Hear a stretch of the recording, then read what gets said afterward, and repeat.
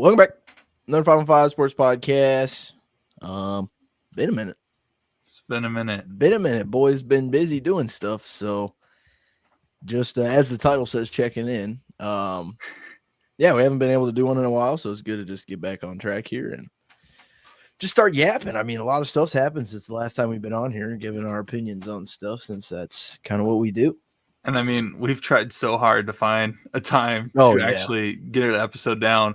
And it seems like every week our schedules are different completely. Yeah, it's absolutely brutal for us because you've got the like during the day, and then I've got like the mornings and the nights, just everything during those times. So it doesn't really line up well for us. But Brock spent the greatest day of his life today in Cedar Rapids, Iowa. So shout out Brock. He got back a little early. We were able to hop on here. Yes, sir. I was told I had to make a trip over to Cedar Rapids to do a walkthrough for an event that my internship's hosting later in July. And I was told I didn't have to come back to the office, or at least I was told last week. I wasn't really told today that I didn't have to come back. So if they're seeing this right now, well, not my fault. You just see Brock get up and just run. He's got obligations. Yes, sir. Yes, sir. But no, it's great to be back. A lot of things have happened all over the sports world. I don't know what topic you want to hit on first, or what topics you want to hit on today, but I'm open to whatever, man. Well, I mean, the obvious thing we've got to hit on is your Celtics are, 2-0, right? I mean, that's the main thing. We're going for the gentleman's sweep. Are we? I mean, I really thought the Mavs were getting game 2. I really thought that was I was shocked how many times I was told Mavs in 5 or Mavs in 6 heading into this. Yeah. I don't know. Not the only – okay, so not to, like, flex on people or show off how much I know ball. But, like, I know the Celtics, like, really well. I know when they're going to win, and I know when they're going to lose. I think game 1 – was it game 1 or game 2? 1. When I texted you? Yeah. You texted me, they're like, uh-oh, they're blowing that lead. And I was like, that's every single Celtics game. I'm not worried. They do that every game. Brock texted me back something along the lines of, there's basically only 2 things I know, and that's Celtics basketball and wrestling. Yep. There's only 2 things. Professional wrestling, not yeah. WWE, occasionally AEW if you want to go that route. Dude, hey, yeah, for those that don't know, I'm in a situation tomorrow because I was going to go to AEW Dynamite's in Des Moines down in Wells Fargo Arena, but the finals are on, and I didn't know that until after I reached out to you being like, yo, you want to go to Dynamite? And then I was like, oh, shoot, I'm not going to Dynamite anymore. And this guy. Kind of disappointing because I've been waiting for like 3 years for Dynamite to come to Des Moines, and now I can't even go because I'm not – I mean, I've done it before where like I have been able to shut off my phone completely, not look at it, and not miss anything. But I don't want to do that. I just don't, because I feel like in that group of people, I feel like at some point someone's going to say something about the game and it's going to ruin it for me. So I'm just not going to risk it. But no, the Celtics have played unbelievable. I told you that I sent you a message, I think game 1 or game 2. This was one of the most, for the first 2 games in the finals, in recent memory at least, this is the most complete team games that I've seen in the NBA specifically. We've seen complete team games in college basketball that have happened in the postseason. I mean, most of the time you look at those teams that win the national championship, those are teams. They're not necessarily individual players leading one team to a national championship. But for some reason, this Celtics team is kind of going against what the NBA molds kind of, where like you just need 1 or 2 stars and you can win a championship. They do have 1 or 2. They have 2 stars on their roster, but the thing is that they also have so many pieces that build around those stars to where everybody's complaining about Jason Tatum not performing well. The dude is averaging a double-double. I don't know. Like I get that everybody thinks he should be averaging like 30 a game in the playoffs or in the postseason play, especially in the finals. But that's because of what we were used to seeing Jason Tatum do the first couple years he was in the NBA finals or the conference finals. I think he's made 6 now. Conference finals, which is absurd. And I get that people are used to that, and I get that people are like, well, if he's the number one player on the team, he should be leading the team in points and everything. Well, he doesn't have to do that because he has so many great players around him, and one of those players is Drew Holiday. And I saw someone on a different podcast. I can't remember the podcast it was because it was on social media that I was just scrolling. And the guy brought up the point: the Celtics are not in the finals right now if Damian Lillard got traded to Miami over Milwaukee. Yeah. And I wanted to get your thoughts on that. I don't think they are, but I mean, that's what makes the NBA awesome, right? Is you really don't know what's going to happen every time. And I think, I mean, the Heat we're never going to be in it. And I think the Celtics are probably maybe one of the best teams. Like, I think the Celtics are better. I'm not saying they'd win, but I think they're constructed better than many of the past few champions, like up until maybe that Warriors team with like KD and them. Like, I think they're probably the best constructed team since then. And I think the Tatum debate gets interesting because it solely just depends on how people describe greatness, right? Like, Yeah. when you're looking at the great player, the guy who's going to win the finals MVP, whatever it is, you want that guy to be like Curry. You want that guy to be like LeBron, where they're getting like 35 and triple, like You don't doing need to crazy be stuff. breaking records. No, but greatness is also winning, right? And Celtics are winning. And I think that's what makes that team awesome. And I think Tatum gets a lot of hate for not doing all these things, but I think at the same time, he should get a little bit of praise for just being able to manage all of the things that are happening, because he could easily take the ball and get 50 shots a game, but they don't need him to do that. And he kind of knows his role in that aspect, which is hard to do when you're supposed to be some guy that is getting 40 a game. And I think shout out him for that. And I think obviously Brown has developed significantly since last year, and addition of Holiday, Porzingis, obviously. But I mean, you think about that starting five, even if Porzingis isn't in there. I like him coming off the bench. I do too. You got two dogs and then two guys that can play defense and shoot. Like, in today's NBA, that's the way you have to go, is you have to just be able to space the floor. As much people hate on those teams that make it, like, think about the Nuggets last year, right? I honestly think the Nuggets didn't make it this year because they got rid of Jeff Green and Bruce Brown. Like, now you have to play Christian Brown and like Peyton Watson more. You think about those two guys. If the Celtics get rid of Derek White, where are they at?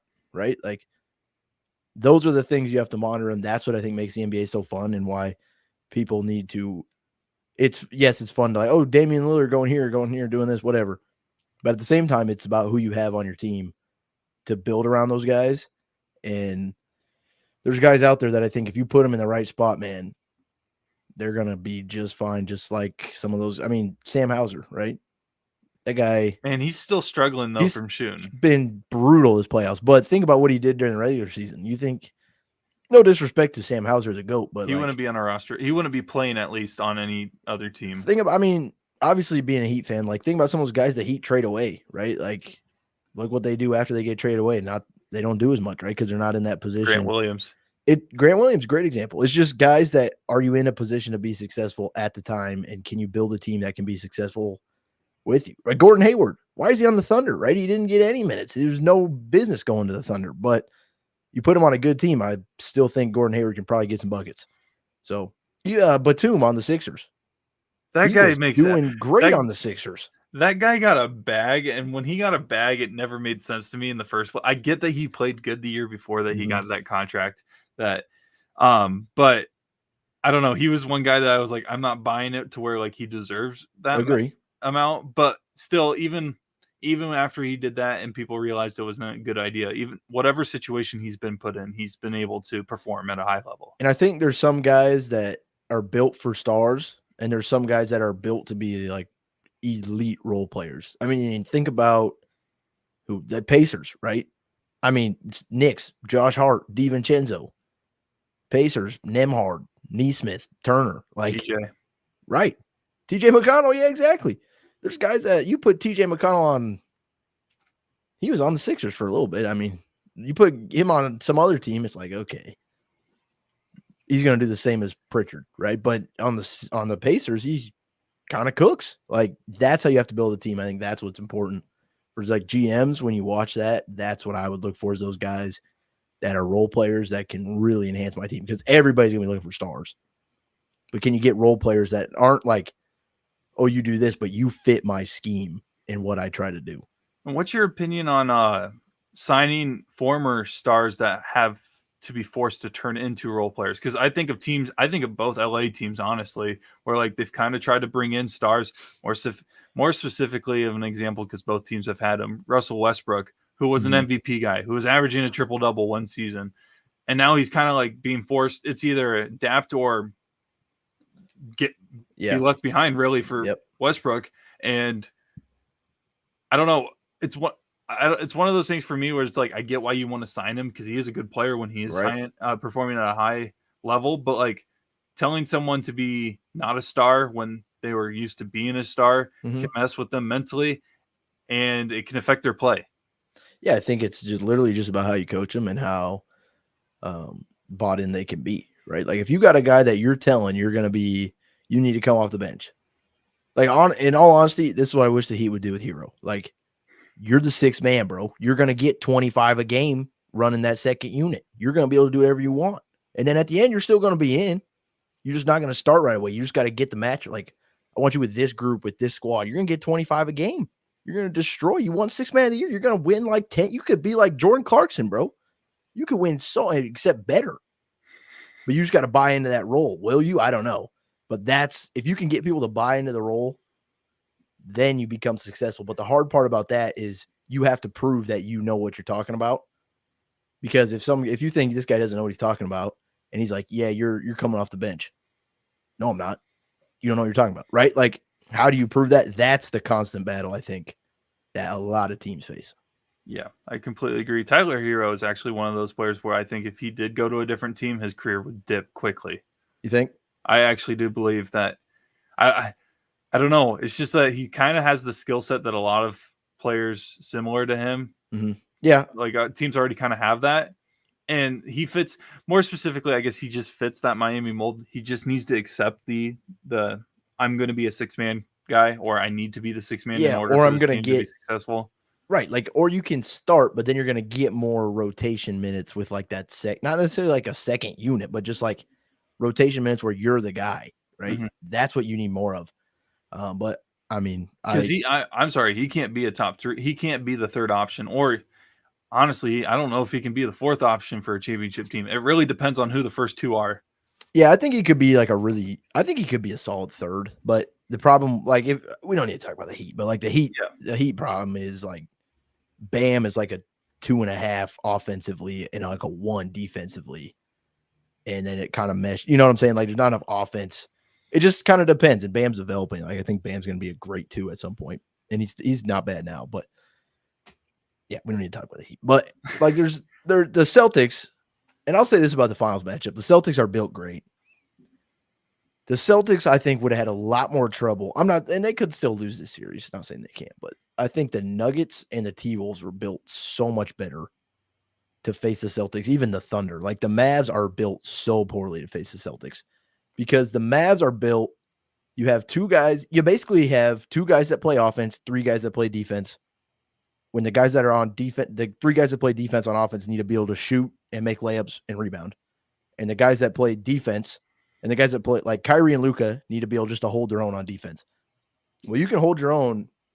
Like think about them against the T-Wolves, right? You can find some guys. You can guard McDaniels, and no offense to like Mike Conley, but Kyrie can probably hang with Mike Conley. Not saying he can't hang with Drew, but like it's easier to find guys to hang with, and that's why the Celtics being so like diverse in their build and being able to have 5 guys that can score all the time is tough for the Mavs.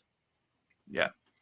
Because they just hunt switches and then it just wraps. From the semifinal matchups, when it came to like who the Celtics could have potentially matched up with in the finals, I was most scared of the Nuggets, and then it was the Timberwolves, and then it was after that, I didn't really care. I thought that the Celtics would have been able to beat the Thunder if they would have been in the finals solely because of the age. Yeah. And then the Mavericks, it was one of those things where it's like it will depend on how Derek Lively is able to match up against Porzingis, and Lively's been able to hold his own. He's trying his hardest. Honestly, the best thing the Celtics are doing is they keep putting him in those pick and roll situations, or not even like a roll situation for Porzingis. He just kind of sets a screen, gets that switch, goes to the free throw line, and goes, "Okay, give me the ball, I'm open." Yeah, And the worst thing that the that's what's tough. Mavericks aren't double teaming that. I don't Well, get why they're not. that's what makes it tough though. Like you got to pick your poison. If you double that, who you doubling off? And You can't double because White will be in the corner. That's what makes it tough, right? You can double like what the Mavs were doing is that one game that Naz Reid had like 8 threes. There was one game that McDaniels had like 7 threes. And it's like, all right, if you're doing that, it's gonna be tough. They stuck out a couple, but it's close, right? The games they destroyed, those guys weren't making any threes. You can't do that against the Celtics. I think your only hope is to help off Al, and he's still gonna make half of them probably. That's like your only hope is to hope off Drew and Al, and if they're shooting like that, and Drew's not even going to the 3-point line when they set up their offense. Like if they're going to half court, they put him down in that low post. Yep. As Rusty would say, he'd tell me to go to my room, and Drew goes to his room, dunker spot, and it works for him. Well, which is crazy because he's a guard. Yeah, but that's just what makes it tough is you get put in spots where you need to switch all the time, and you can't really switch. So Lively and Gafford got to play like tag and recover. Like they got to tag the guy and then try to maintain in between. I don't know. LeBron, I mean, I'm a LeBron guy, but LeBron has like watch that LeBron JJ Redick podcast. LeBron talk about tag and recover and stuff on the big guys. It's that's what they're trying to do. Like that's what they tried to do. Lakers tried to do against the Heat. It's like you got to just put Bam in a spot where you got to like tag the guy and then drop back to the big guy, and then you're stuck and they just lob it. Like you're just toast. Or if you switch, like you willingly switch, and Kyrie gets on Porzingis, it's like, all right, we gotta help, or he's just hope he misses. Like that's why basketball's awesome. There's so much strategy all the time. Yeah. And that's why I sent you a text. I was like, who would have thought that Joe Mazzulla is out here playing chess while everybody else is playing checkers? Freaking Mazzulla. I was dogging. I mean, he got cooked by Pat Riley a couple times. Oh, yeah. But not Pat Riley, you're supposed to. Yeah. But clearly, that dude is like, I have gained a lot of respect for him because he clearly is like invested in trying to learn and like has enhanced significantly, where there's some guys that it's like, okay, no offense to like Luke Walton, but like I remember watching Luke Walton like year to year and being like, what are you enhancing anything? Or are you just doing this, running the same thing all the time? That's the story of the last 6 and I think it's literally 6 Los Angeles Laker coaches since. Still shouldn't have fired Vogel. I don't care what people say. If some guy wins you a chip, dude, it's the same with Budenholzer on the Bucks. He was the most competent coach out of all of them. And then he gets canned by the poor Suns, and he got the worst job. Like you walk into that job, and it's like, oh boy, this is a death trap. There's nothing good that can come from that job. I don't know why he took that job. Yes, okay. If anybody guarantees me 6 years of millions of dollars, I'm taking that. I'm taking that. I'm taking that. That's a good point. And especially if my other options are like, eh. Yeah.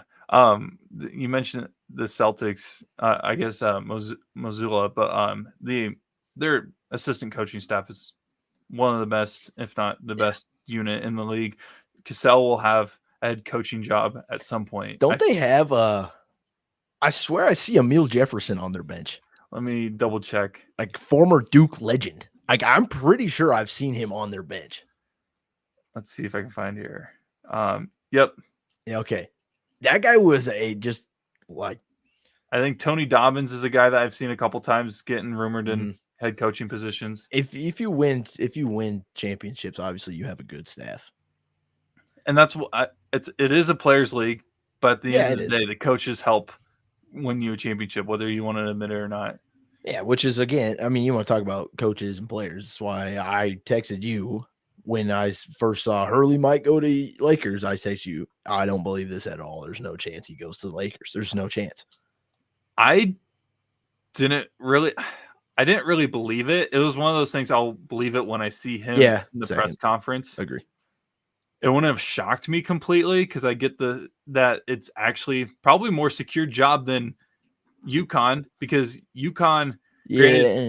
Okay, so I guess I got to explain that. So UConn has won 2 national championships. They have a potential to win 3 in a row, which hasn't been done since I think Wooden. Yeah, exactly. Mm-hmm. The thing about them that is so messy, which good for them for being able to do it now, But as more and more as this NIL stuff, as this pay for play, because pay for play is coming. I mean, it's basically here. But yeah, it's like by the university versus right. the I mean, collectives. yeah. And a couple podcasts I listened to have mentioned it. They're in a conference that they're set up to lose in this situation. Yes. Because they have football. Yeah. And what makes money? Football. So where's the money most of the money gonna go? Football. What in their conference though? What do a lot of those teams don't have? Yeah. Marquette? Are they in? Is Big East of football? Like, I mean, I think Villanova has football, but I don't think. Yeah, but I think Villanova's FCS. But like, that's what I'm saying. Like, UConn isn't, right? They're independent. No, you're right. You're right. Okay, that's what I was saying. I don't think there's a Big East football, but they are independent. You're right. I think there's a Big East, but it's FCS level. Oh, okay. I think that conference went down, or they just don't have it anymore. I just know that Villanova has it. I don't know how many more of those teams in that conference do. I know Marquette doesn't and Creighton doesn't. Yeah, okay, but do you really think think they're gonna dump more money into football than both basketballs? I don't know. Okay, that's a good. I mean, it's a good point. You're right. I think it's valid. It's a definite question that needs answered. I agree. I guess this is like comparing apples and oranges because UConn is in a completely different situation than the team in Ames. But Iowa State's never really had a history of consistently good football. They've had a long, long history of consistently good basketball, making decent runs in the tournament. And right now they're walking into the season with potentially both the men's and women's team ranked in the top 10. Yeah. Where's the money go?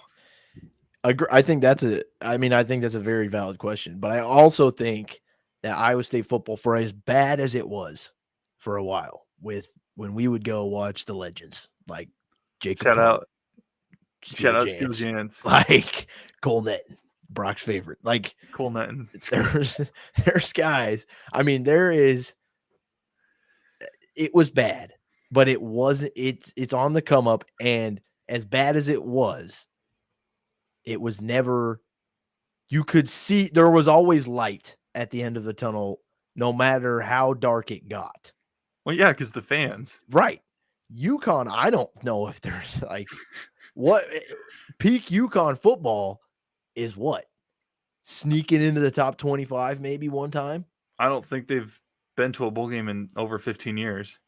Let me look I don't know. But like, what is peak UConn football? And this is also the thing. Peak UConn basketball is winning championships. No offense to the team in Ames, but is peak Iowa State basketball winning championships? Not yet.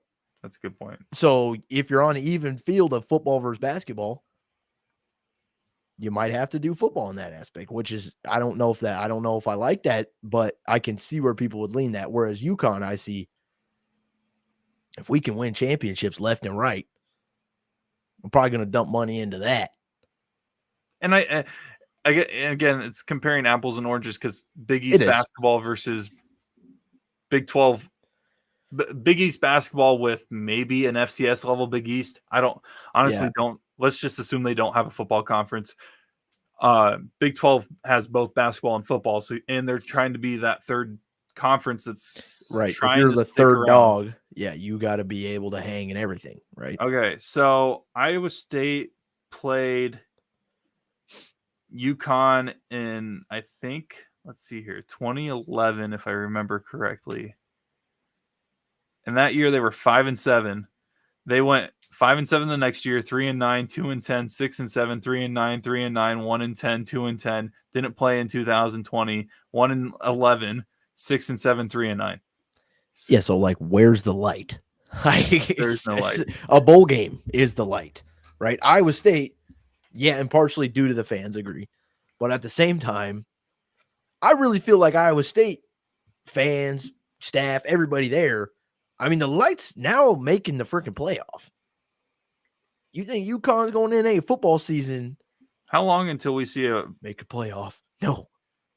So what was it 12 team playoff this year? Yeah. How many seasons do we make it until there's only, I get that they have automatic bids. Yeah. I get that for conference champions. How long do you think that lasts, and how long do you think it will take until it's all Big Ten and SEC? How long do I think 12-team playoff lasts? With the current setup, Oh, how it's set up currently? Not that long. how long until it's just Big Ten and Big Ten and SEC? Or do you think it'll ever get there? I don't know if it'll get just those two. I think unless it goes, those are the only two options. They'll still make people included I don't think they'll ever try to make it more than the NFL. Two, I don't think they'll ever eliminate teams like completely. I think once they see these teams start getting ran, like, oh, you're Tulane and you got to play Georgia, Saying, like 56-5, stolen. Right, 56-10. Okay, don't like that. But I don't know, because you think about it, the NFL makes the most money. NFL is the money. Like if you're trying to compete money wise with something, you try to max the NFL. At the same time, the NFL still rocks the 7-2, which had never won a game until a certain game this year. And so they're like 1 in however much, which is not good. But now, since they got that one, you can say, oh, there's a chance, which will what happens, I think, with college football when that's why we love it. There's a chance. Okay, your chance is like 5%. But yes. Like an 11-win Tulane versus a 4-loss Tennessee team. Right. But those 4 losses are against top 10 opponents. Right. I mean, heck, isn't the current ESPN top 25, aren't all the top 10 teams Big Ten and SEC? Maybe, I don't know, I haven't looked. But what makes me laugh about football is people last year were crying about, oh, Florida State, blah, blah, blah, which Florida State should have been in. This same thing's going to happen. What are we arguing? That's why I was so mad when they kept Florida State out, because now you've set a precedent, which is going to affect for years to come, that you can't be on that. Oh, yeah, but sure, you're undefeated. You'll be in the top 5. You won't even have to worry about that. What if UConn goes undefeated? They going to get in? Nope, because you just set this precedent, which is really annoying to me. And why football's fine. I more look at football as I'm just trying to get through to basketball, because football just gets on my nerves a little bit. Because I'm not saying basketball's not luck-based, because basketball has some luck to it. Like the Celtics, everybody hating on the Celtics run. At some point, you get lucky to win. You have to get lucky to win. Yep. Only 3 teams, if you count Notre Dame, in the top 15 in the final poll, were not Big Ten SEC, if that gives you an idea. So are you going to put the best non-SEC Big Ten, Power 5, whatever it is now, school in over a 4-loss 4th place SEC team? And how long is that going to last? Right. I don't know. That's because once they set precedent, especially now that the Big Ten has the West Coast. Yeah, it's wraps. Once you set precedent, it's just wraps. So, I mean, people will be like, oh, this is good, which I think it is. It's better than 4. But it's just going to – and people will never hate it, which I can't quite get behind either, is football has such a grasp on people. And it's in my belief solely because you play once a week. Mm-hmm. You can gear up the whole week for it. And it's just oh, my one game a week. Okay, it's over. And then we can talk about it for the whole week, blast it back up. Okay, it's over. But football has such a stranglehold on people that it will never go away. But I do not ever understand how football is so – this is the best thing ever. Oh, football's awesome. It's not bad. Don't get me wrong. I like football. Yeah. But I'm more of a basketball guy, and that's just my opinion on it, of course. But football, I think, gets so much hype because it is just once a week. So you can spend the whole week talking about it and psyching yourself up. I'm not going to lie. I get tired of it by Sunday. NFL, that's why I kind of enjoy being a Cardinals fan, because we suck. Dude, so I don't really have to worry about watching. By week 6, I'm okay. Let's get this over with. It's okay, but boy, is it get annoying to me, because it's just, you got people psyching yourself. I'm not saying you can't win, but you've got I think about the Cyhawk game a lot. Imagine if the Cyhawk game was week 8. You could have a team that's like 1-7 and a team that's 8-0, and you would just be the 1-7 team. Just be, yep, we're winning. We're gonna get this, and we're gonna win. I hate that I know who that 1-7 team would most likely be, just given off of history. So thanks a lot for that. Okay, and they might win. I'm not saying they can't win, and that's what makes it fun is that you do get a week of gearing up for it, but you also get a week of hearing like, okay, buddy, let's just play this game and get it over with. Yep. I honestly think it should be either the last game of the season or the first game of the season. Yeah. Like either give them no warm up for either team, or they get a whole season to prep for it. That's how I think. I honestly am worried that, and I'm worried because I think it's going to happen, that the rivalry will go away at some point, and it'll just be every other sport but football, and that's whatever. But yeah. Yeah. Well, I guess we'll see. But I guess breaking news I just saw. Did you see about old Joey Chestnut? What? Apparently Joey Chestnut just got banned from the hot dog eating contest because he has a sponsorship with a rival hot dog company now.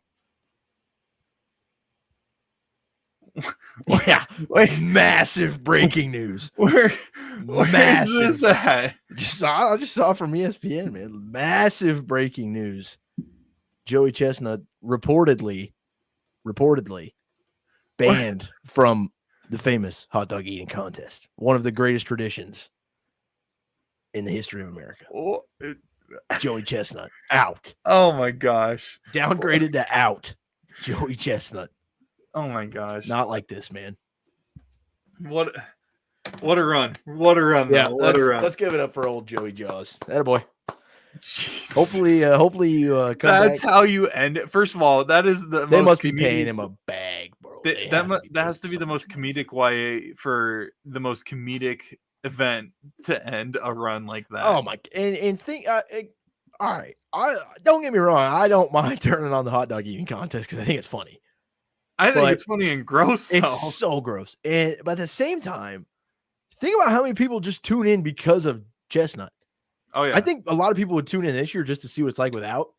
But it's gonna, if he's actually banned and never doing this again, not this year, but next year's viewership, oh, so bad. Like it will probably be cut in half. It would have to be in half almost. Have you ever watched them chug the lemonade or yeah, whatever? The lemonade chug. I mean, what do you think is harder? Okay, but I've seen like, look up hardest food like competitive eating challenges. Okay. There's some crazy ones, like crazy. I think eating the dogs would be harder than lemonade, but I think the dogs would be easier to keep down. Because, do you ever drink too much water and you're walking around and you can just feel it like sloshing around? That would just be like dude, all that lemonade just sloshing around, dude. But like, I do think it is kind of funny that the hot dog eating contest, the ones that are like actually good at it, they're pretty like decent size, and then you go to the lemonade one and they're all like, yeah, like you can wring them out like a towel. okay, just lemonade. Okay.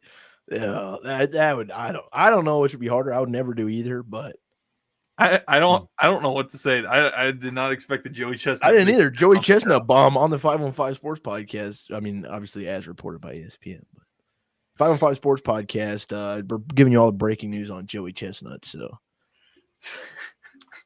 can't believe this is my life. Joey Chestnut, he's gone. We talking about Joey Chestnut before U.S. Basketball. That's something I didn't expect. Yeah, it's breaking. That's what I'm saying. We're just checking in. You never know what's going to happen on the 515 Sports Podcast. You might get Joey Chestnut. You might get bum AEW wrestling. You might get. Whoa! I tried to sneak that past you. Might get some hockey talk. You never know, man. Oh shoot! What was it? Oh, there was one time I did an NFL episode of the Sports Nerds with Dawson. It was the day that either did both Russell Wilson and Justin Fields get traded on the same day, or were they separate? They were separate. It was close together. Yeah. Okay, so it was the day Russell Wilson went to Pittsburgh.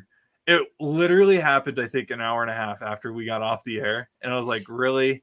Like, of course, Russie. It was terrible because we did it the day that free agency opened, so like we were able to report on things as they were happening. Mhm. And then of course really the biggest name or the biggest story from that day was the one that we weren't able to. Yeah. And then we just proceeded never to really talk about it. We went, oh yeah, Russell Wilson went to Pittsburgh, but this happened. Good old Russie.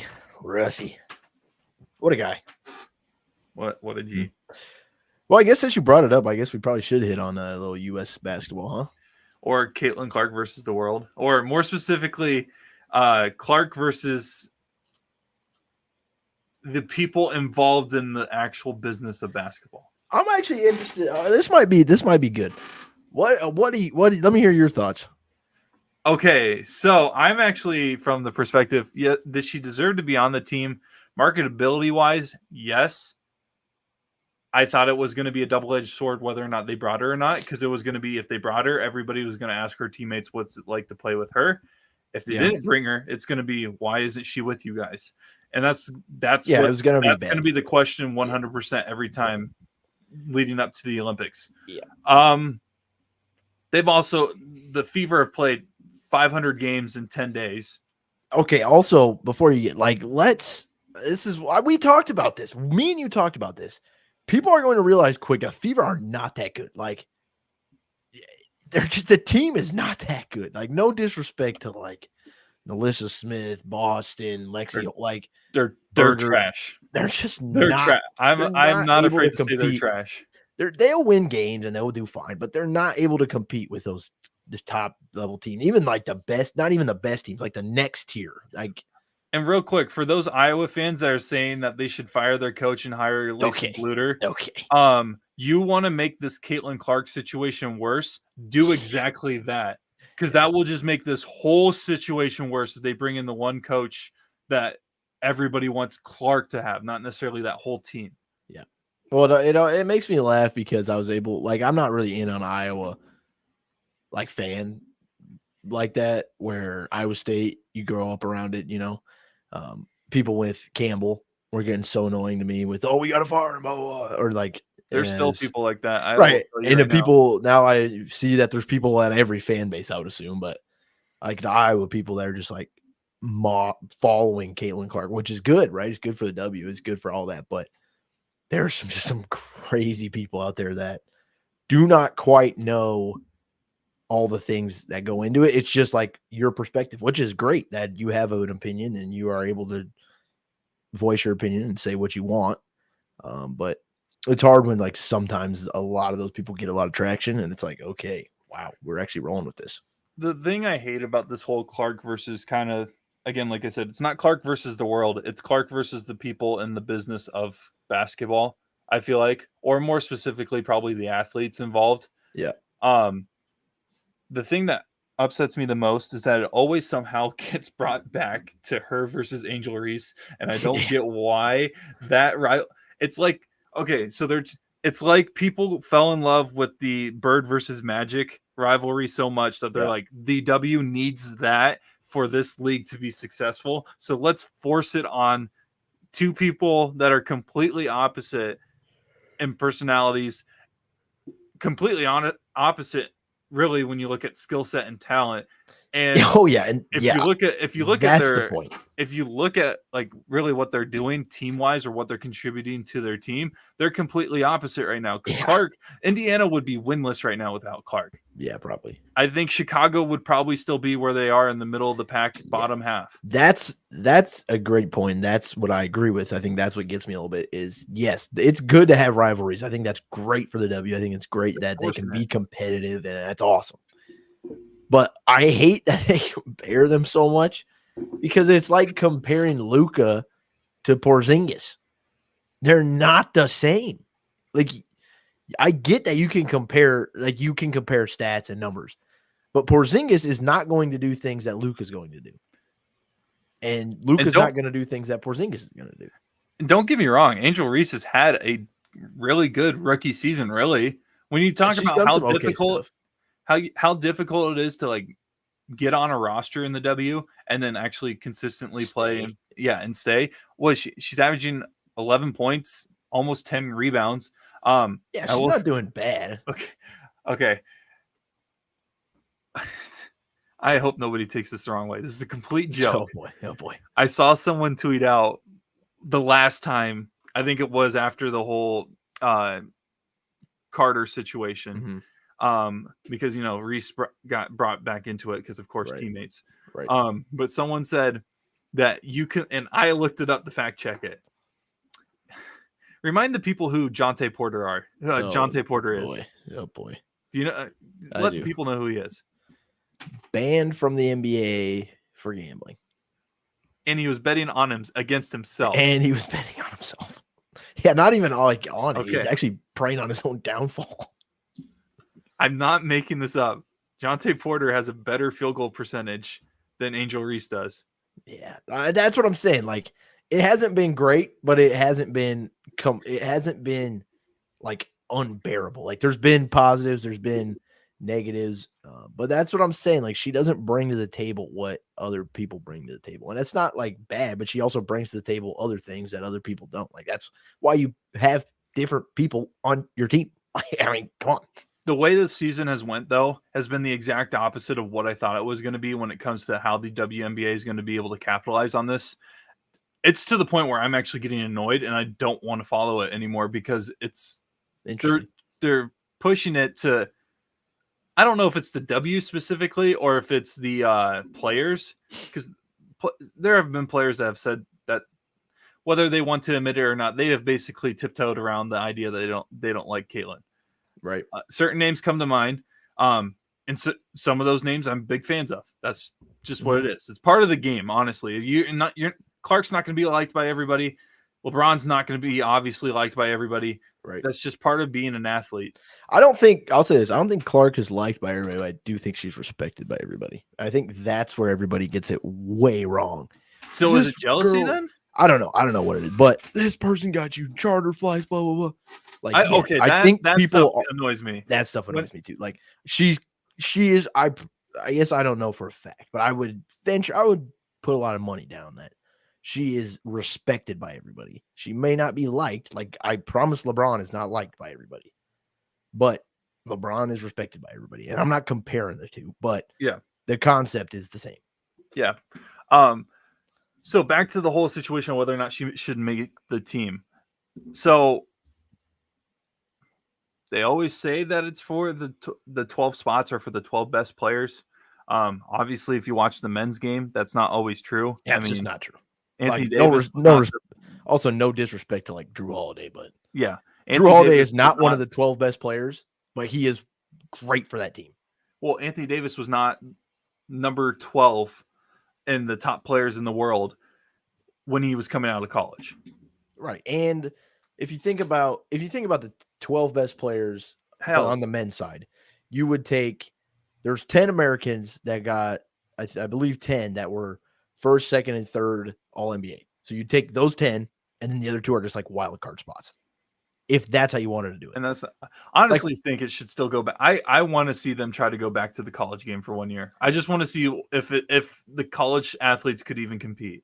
Well, it's gonna. I mean, in theory, I mean, I guess I don't know, but the people arguing for Clark, in theory, they won't because I don't think they know enough. Like, maybe they don't know. Maybe they just don't view it from this way. In theory, those same people should be arguing for Cooper Flagg to be on the U.S. for the men's team because clearly that guy's the face, the next up, right? So if you're going to put Clark on there when she's clearly going to be on there for the next time, why would you not bring this guy on there? I kind of like doing it like 7, 8 spots are NBA guys or girls. And then the others are like up and coming guys or players that could make a name for themselves, like college guys, or even, I guess G League Ignite might be going away, but at the like people that forego college and go play overseas or whatever, but they're still a U.S. citizen or whatever. It's a messy situation. I will say that the whole, I don't know, it's getting annoying, really, the whole I agree thing. I do agree that Clark is not in the top 12.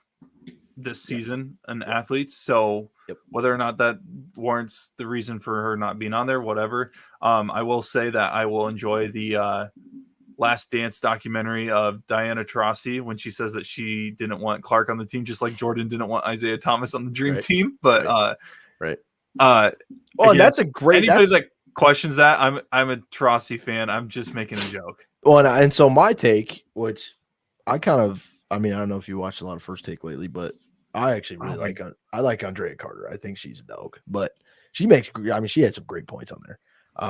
But I think my opinion on it is, sure, marketability, right? If you're arguing marketability, yeah, I can see your argument, but I don't care. I'm trying to win, right? Like, but you're not going to war. I'm not going right.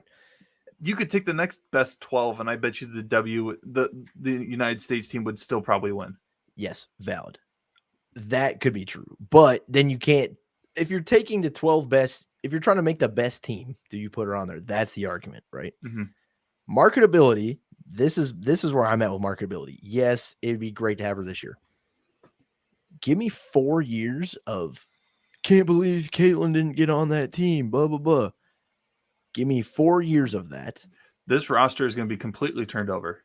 Yes, and you know who's going to be on that roster? Probably Juju, Paige, Brink, Clark. That team. You think Bud will make a run? I don't know, but what I'm thinking is that team of young guns, Dream Team documentary. You got the whole new wave coming in at once. You don't have like an alpha dog. You got like a whole new crew coming in at once. People will be all over that. So yeah, marketability, sure, right now. But if you can wait it out 4 years, it's going to be, I bet, 10 times what it is, right? Because now it's all hate that, oh, she can't. Well, 4 years, now you've also bought yourself, if you're the W, 4 years of people tuning in because in 4 years, they're going to want to see it again, right? So if you argue marketability, yes. But sometimes you just got to hope, though. Sometimes, though, you just got to hope that this isn't the peak. It's a gamble. Now. It's an absolute gamble.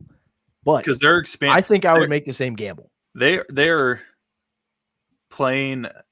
I will say I am a little worried that the WNBA is playing a little bit of a dangerous game. Yeah, I agree. They're walking a tightrope because they're expanding. Isn't one of the teams Toronto? So they're going to a different country now. And I believe Toronto and I know Golden State. San Francisco. I believe Toronto. So they're expanding. All of these teams are making big pushes for ticket sales, more specifically to one team, really, but whatever. They're doing all this stuff. I'm worried that they're trying to grow too fast, and this is going to be the peak. And then the next 3 years, it's again. Maybe. Do I believe that's going to happen? No, because like you mentioned, Juju Watkins and Paige Beckers are going to make a huge impact on the W as well. Yeah, well, and that's what I'm saying. Like, you hope that you got Paige for another year in college, and Paige will go, and then wherever Paige will go, we'll sell 1 billion tickets. I mean, and no disrespect to like Kate Martin. Like, Kate Martin's a dog, but Kate Martin's selling tickets. So it's really about, can you be marketable? Can you be it's ticket sales, right? How did you feel about that comment she said about A'ja Wilson? I mean,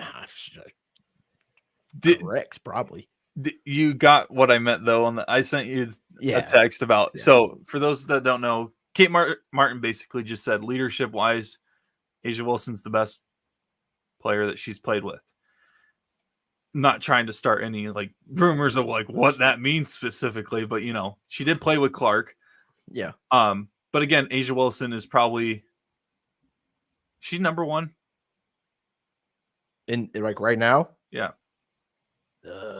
Yeah, probably. I mean, she's got 4,000 points in her career, bro. That's crazy. So and if you got talent and leadership, that's kind of hard to beat. Yeah. So, and I'm sorry, she's on the best roster that you could ever imagine. Kate Martin getting drafted. If she was drafted to any other team, I don't know. You couldn't pick a better spot because their coach. Again, that goes back to our role players. Like Kate Martin, great example. No disrespect to Kate Martin, but we really think she would survive on some other teams? Dallas. No, she wouldn't. Right. She just wouldn't. If Dallas is cutting Veronica Burton, Sorry. Gustafson. Right. She was jumped around. I think didn't she get drafted by Dallas too? Yep. Yeah. And she got cut, and now she's on the Aces. Mm-hmm. That's what I'm saying. Like, you find the right crew to surround the good people with. Like, I mean, we talked about that. I think like on the pod during the March Madness. Like, if Kate Martin goes to the right team, she's going to be just fine. But those are the type of people you got to get on the right team to be successful. Clark, you don't have to get on the right team. She is the team. So then you have to surround her with the right people, which Iowa did a great job of, right? Like Martin, Sonata when she was there, Warnock, like all those people, a Falter, like that's just pretty dang solid role players around her. That's how you be successful. That's how you build a good team. Or you just hope you have 5 guys like the Celtics that are just dogs. That helps too. That also helps.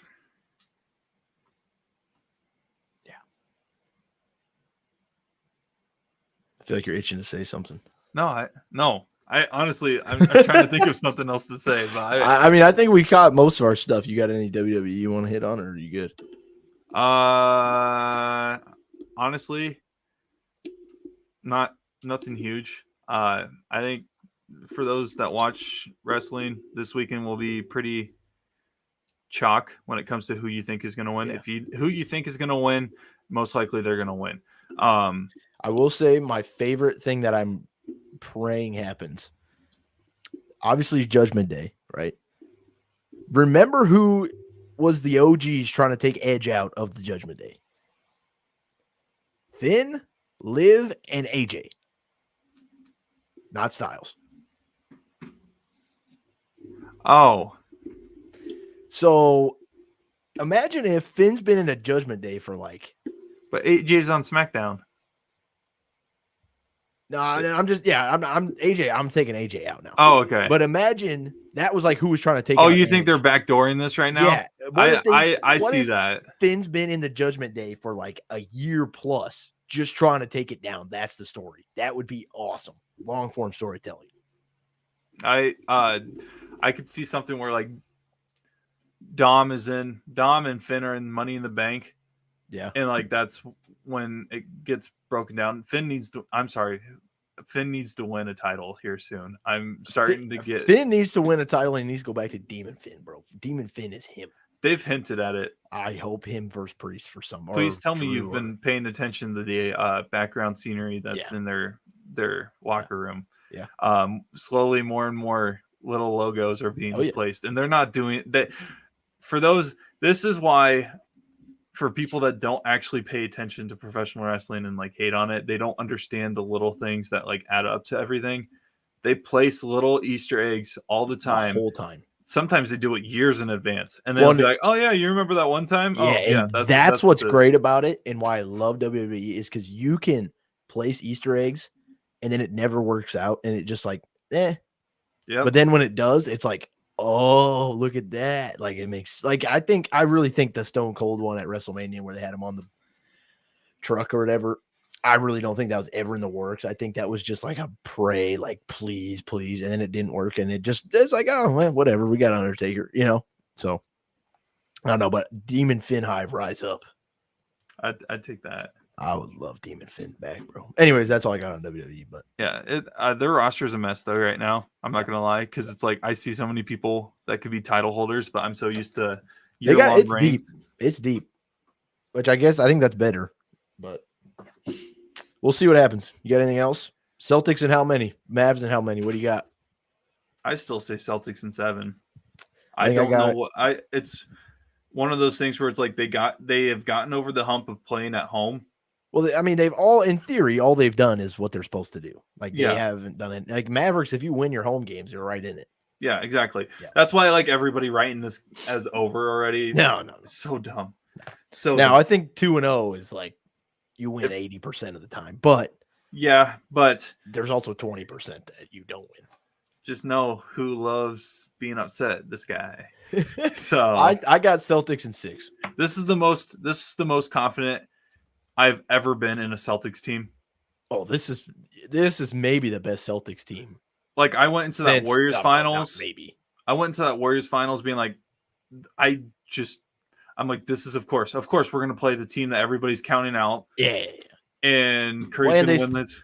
And this is going to be the one that Curry submits his like right. That's what it is. His legacy and everything, and the Celtics are going to be blamed for it. Right. And this is the first. There's been conference finals. The Heat last year didn't really have any hope. I was like, there's just everything that the Celtics do just doesn't matter. Boy, you got some false hope last year, though. Then I mean, 3-0 almost choked it. Oh yeah, and then 15 seconds into Game 7. I hope this doesn't happen for your sake, but wouldn't that be a story? You get up 3-0 in the finals, and then you are the first team to ever choke it after almost blowing it. After almost, that would be a great narrative. I hope that doesn't happen for your sake, but don't even put that into the universe, man. Don't do that. I put that into the universe like before the finals even started. I put that in the universe before the playoffs even started because I was like, that would be some story.